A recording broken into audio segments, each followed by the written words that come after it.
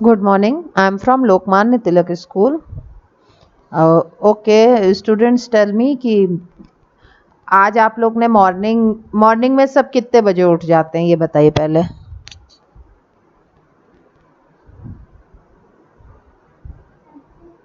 हाँ, 6 AM और 7 AM तक सब बच्चे उठ जाएंगे।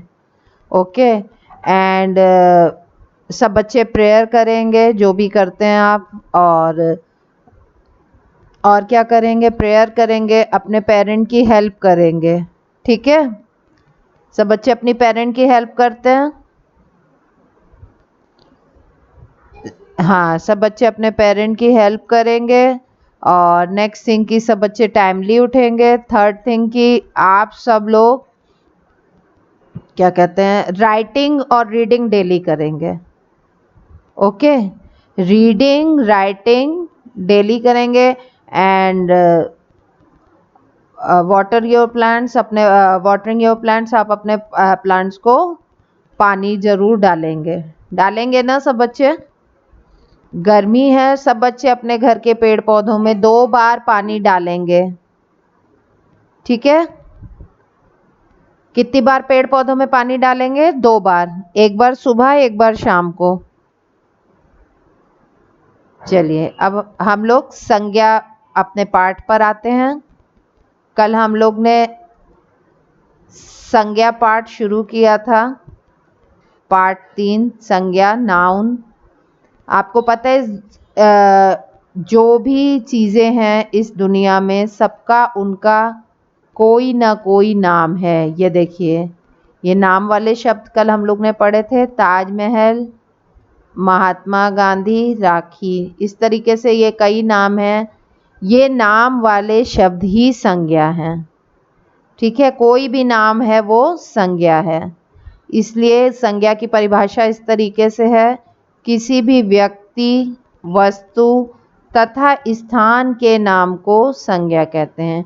कोई भी बच्चों चीज़ है उसका नाम है, चाहे वो लिविंग थिंग हो, चाहे नॉन लिविंग थिंग हो, और चाहे प्राकृतिक चीज़ें हो, कुछ भी इस दुनिया में है उसका एक नाम है।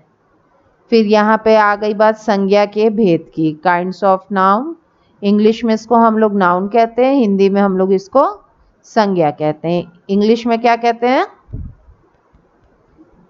नाउन, नेमिंग वर्ड्स, और हिंदी में संज्ञा, नाम वाले शब्द।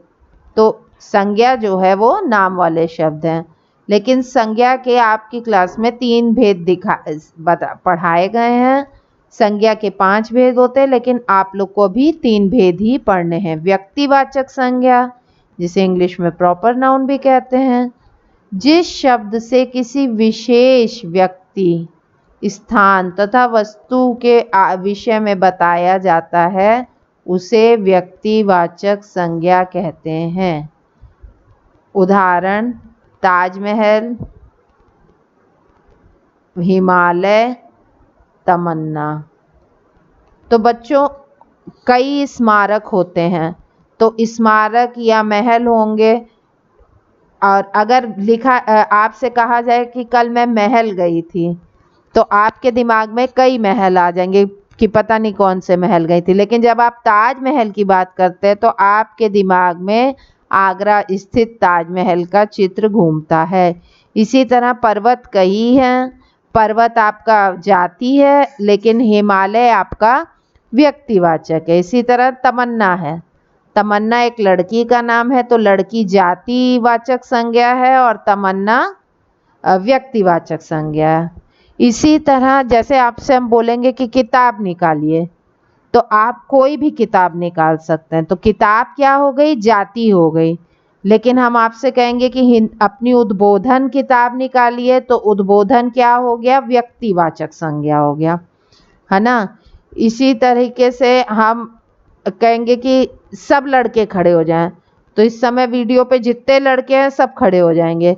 लेकिन अगर मैं कहूँगी कि नहीं आशीष आप खड़े होइए, तो जाति क्या हो गई? लड़के, और आशीष जो है वो हो गया व्यक्तिवाचक संज्ञा।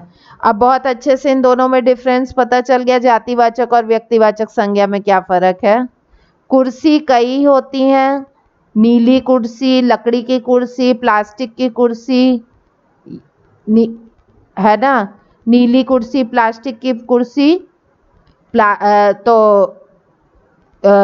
वो व्यक्तिवाचक हो। जैसे गाय, मैं आपसे कहूँ कि कई पशु खड़े हैं, तो पशु जो हो जाएगा वो आपका जातिवाचक हो जाएगा, लेकिन गाय जो है वो आपकी गाय जातिवाचक हो जाएगा। और गाय में अगर आपसे कही जाए भूरी गाय, नीली गाय, हरी गाय, तो वो व्यक्तिवाचक संज्ञा होगा। ठीक है। अब आ जाता है भाववाचक संज्ञा। अभी इसके बारे में आपको नहीं पढ़ाया गया। Good morning Ayush, good morning. तो भाववाचक संज्ञा के बारे में क्या जानते हैं? जिस संज्ञा शब्द से किसी वस्तु या प्राणी के गुण, धर्म, दशा, अवस्था, भाव आदि के विषय में पता चलता है उसे भाववाचक संज्ञा कहते हैं। जिस संज्ञा शब्द से किसी वस्तु या प्राणी गुण, धर्म, दशा, अवस्था, भाव आदि का पता चलता है उसे भाववाचक संज्ञा कहते हैं। औरत का बुढ़ापा है, तो ये बुढ़ापा उसका क्या है? उसकी अवस्था है, तो बुढ़ापा आपका भाववाचक संज्ञा। रसगुल्लों में मिठास है, मिठास आपका उसका गुण बता रहा है, गुण बोला है ना, ये देखिए गुण। पेड़ की ऊंचाई अधिक है, तो ऊंचाई जो है वो उसकी दशा है, तो ऊंचाई आपका संज्ञा हो गया। देखिए दिया है ना, ऊपर दिए गए वाक्यों में बुढ़ापा, मिठास, ऊंचाई आदि गुण, दशा और अवस्था का बोध कराते हैं। ये सभी शब्द भाववाचक संज्ञाएं हैं। ध्यान देने योग्य बात, समझिए क्या कह रहे हैं। जो शब्द किसी व्यक्ति, जाति, प्राणी, स्थान, भाव आदि का बोध कराते हैं उन्हें संज्ञा कहा जाता है। ठीक है। जो शब्द यानी नाम वाले शब्द किसी व्यक्ति आदि का बोध कराते, कि जो शब्द किसी व्यक्ति, जाति, प्राणी, स्थान या भाव आदि का बोध कराते हैं उन्हें संज्ञा कहते हैं। संज्ञा के 3 भेद होते हैं। कौन कौन से? जातिवाचक संज्ञा, व्यक्तिवाचक संज्ञा, भाववाचक संज्ञा। जिस शब्द से किसी व्यक्ति या प्राणी की जाति का बोध होता है उसे जातिवाचक संज्ञा कहते हैं। जिस शब्द से किसी विशेष व्यक्ति, स्थान आदि का बोध होता है उसे व्यक्तिवाचक संज्ञा कहते हैं। जिस शब्द से किसी वस्तु या प्राणी के गुण, धर्म, दशा, अवस्था, भाव आदि का बोध होता है उसे भाववाचक संज्ञा कहा जाता है। ठीक है। ये प्रश्न उत्तर दिए, अभी आपको बता दिए जाएंगे। अब देखिए व्यक्तियों के नाम लिखो। यहाँ मोहन लिखा है, मैंने राहुल, मनोज, नरेंद्र, सुरेश नाम लिखे। आप अपनी मर्जी से भी कोई भी नाम लिख सकते हैं। इसी तरह वस्तु, जरूरी नहीं है जो नाम मैंने लिखे आप वही लिखिए, आप वो लिख सकते हैं, या अपनी मर्जी से भी कोई नाम लिख सकते हैं। इसी तरह वस्तुओं के नाम, यहाँ मेज दिया है तो मैंने कुर्सी, किताब, पेंसिल, बाल्टी लिखा है।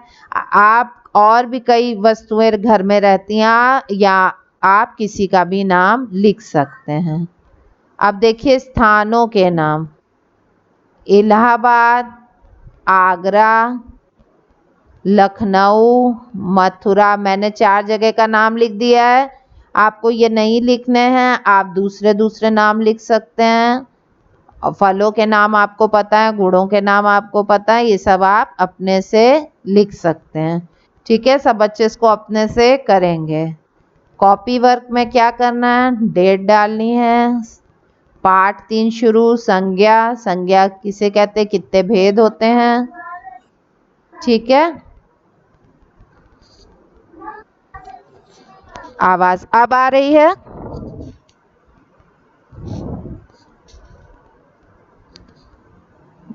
ठीक है। अब आपको दिख रहा है सब कुछ? आप ऐसे पार्ट 3 शुरू करिएगा, प्रश्न उत्तर करिएगा।